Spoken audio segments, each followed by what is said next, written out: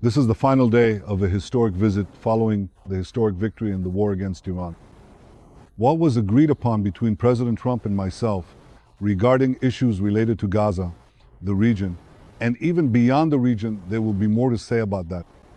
I would like to begin this day by sending my heartfelt condolences on my own behalf and on behalf of my wife to the family of the victim murdered in Gush Etzion. We have achieved very significant accomplishments in the fight against terrorism, both in Judea and Samaria and in the broader region. But there are also painful costs.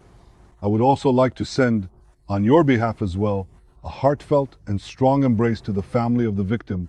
May God avenge his blood. Yesterday I met with families of hostages whom I invited, both families of hostages who have fallen and those who are still alive. I invited them here so they could be present at the conclusion of the visit, because this does not bring the affair to an end. We are determined to bring everyone back.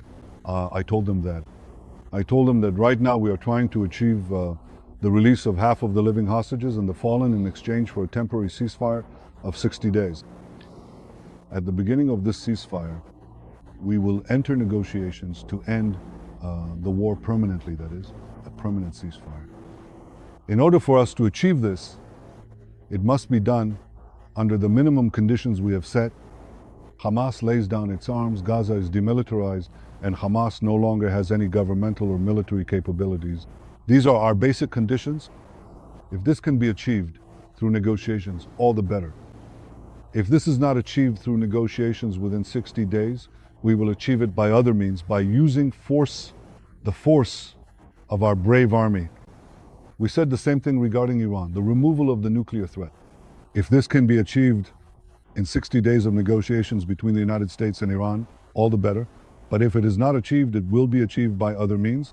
I hear the questions coming from the public, from the fighters, from the reservists. Why is this taking so much time? First of all, this is a battlefield that no army in the world has ever faced.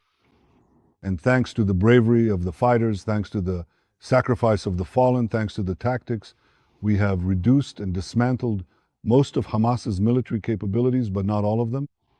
There are still thousands of fighters there with weapons, and we want to act, again, through a combination of diplomacy and military force. And military force, if diplomacy does not work in order to complete the mission, we also had an American embargo: not enter Rafah, do not capture the Philadelphia corridor. These are not easy things. We overcame that as well. Now we want to complete the operation. And I remind you that during the past month, the recent months, as we were preparing and ultimately carrying out perhaps the most brilliant military operation in our history, or certainly among the most brilliant that has amazed the entire world, even as this was happening, we continued to advance in the Gaza Strip and to rescue hostages, the fallen, all at the same time.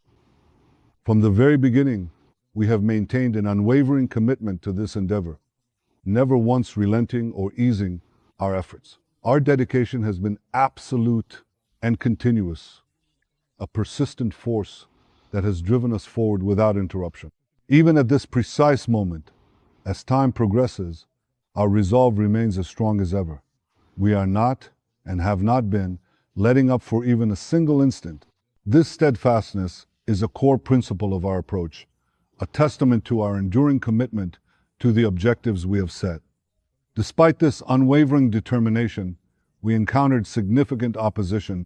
They, referring to external parties or authorities, explicitly communicated their disapproval, stating unequivocally no, thereby rejecting our proposals or efforts. This direct refusal presented a considerable challenge, yet it did not deter our persistent pursuit of our goals.